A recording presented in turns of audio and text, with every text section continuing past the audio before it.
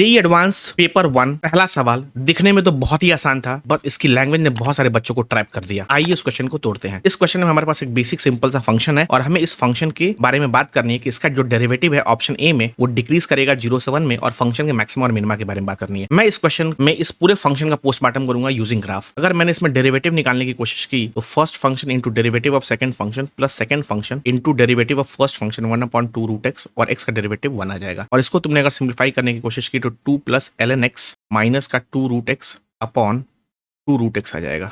और यहाँ पे एक ऑब्जर्वेशन वाली बात थी कि फंक्शन का डेरिवेटिव 1 पे 0 आ रहा है, मतलब फंक्शन का डेरिवेटिव 1 पे 0 मतलब फंक्शन का क्रिटिकल पॉइंट है 1 पे। मैं एक बार f डबल डेक्स एक्स निकालूंगा, आप चाहो तो निकाल लेना। ये बनेगा आपका minus ln x upon 4x root x बनेगा। और आप देख सकते हो कि f डबल डैश 1 भी 0 है और f डैश 1 हमने ऑलरेडी 0 निकाल रखा है। अगर मैंने f डबल डैश x का साइन चेक किया तो आप देख सकते हो कि 0 पे तो f double dash x define ही नहीं होगा, बट 1 पे डबल डेरिवेटिव 0 है। 0 से 1 में ln x आपका नेगेटिव होता है तो f double dash x positive हो जाएगा और यहाँ पे आपका f double dash x negative हो जाएगा। मतलब यहाँ पे आपका फंक्शन का कॉन्केव अप बनेगा, यहाँ पे आपका फंक्शन कॉन्केव डाउन बनेगा, यहाँ पे कॉन्केविटी चेंज होगी। इसका मतलब this is nothing but point of inflection. तो अगर बेसिकली अगर मैं फंक्शन का ग्राफ बनाने की कोशिश करूं तो फंक्शन का डेरिवेटिव 1 पे 0 है, राइट, और फंक्शन आपका कॉन्केव अप है 0 से 1 में, और डेरिवेटिव आपका 1 पे 0 मतलब 1 पे आपका टेंजेंट बन रहा है, और इसके बाद आपका 1 के बाद आपका कॉन्केव डाउन हो रहा है, मतलब फंक्शन कुछ ऐसा जाएगा नीचे, राइट। तो आप देख सकते हो कि आपका जो फंक्शन है वो कंप्लीटली डिक्रीजिंग है। अगर मैं ऑप्शन ए के बारे में बात करूं तो यहाँ पे बोला गया f is decreasing in 0 to 1। अगर f dash x is decreasing मतलब डेरिवेटिव इज डिक्रीजिंग, अगर डेरिवेटिव इज डिक्रीजिंग मतलब हमें f डैश x तो नेगेटिव चाहिए, बट आप देख सकते हो कि f डबल डैश x जो है आपका वो पॉजिटिव है,